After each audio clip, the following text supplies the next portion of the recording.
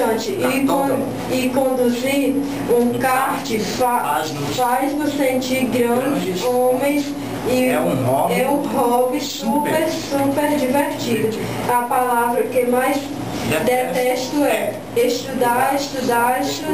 Estudar a palavra chata, estudar a palavra sem sentido, estudar a palavra repetida a todo instante. Será a minha primeira impressão, mas por que não mudar de opinião? Faz a interrogação, por que não mudar de opinião? Entrará. Não tem, né?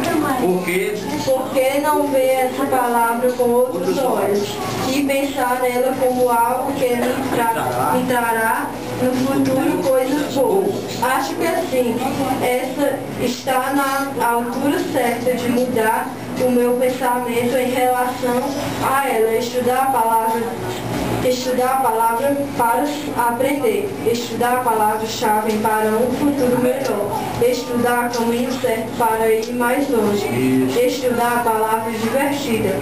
Nota, vamos tentar mudar a nossa opinião de modo de transformarmos o desagradável em agradável. Futuro professor, a atenção precisa ser diferenciada para aquele adolescente tido como indisciplinado ou que tem dificuldade de aprendizagem.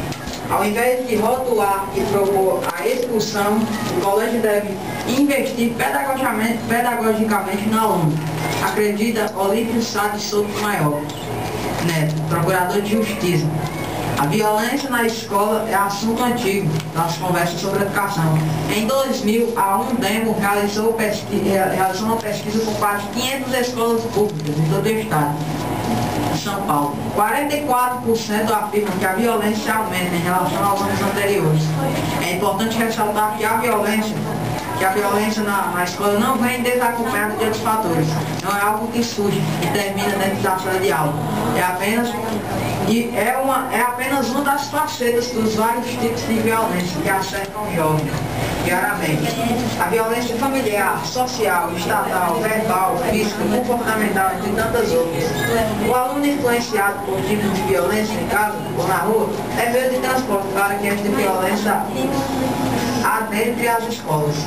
O assunto é vasto, merece muitas discussões e reflexões. Contudo, para o professor, além de combater as causas, é de imediata importância também estender e tentar controlar suas consequências. Para isso, muitas possíveis soluções estão sendo apontadas, a fim de que este sério problema seja resolvido. Uma das ações que melhores resultados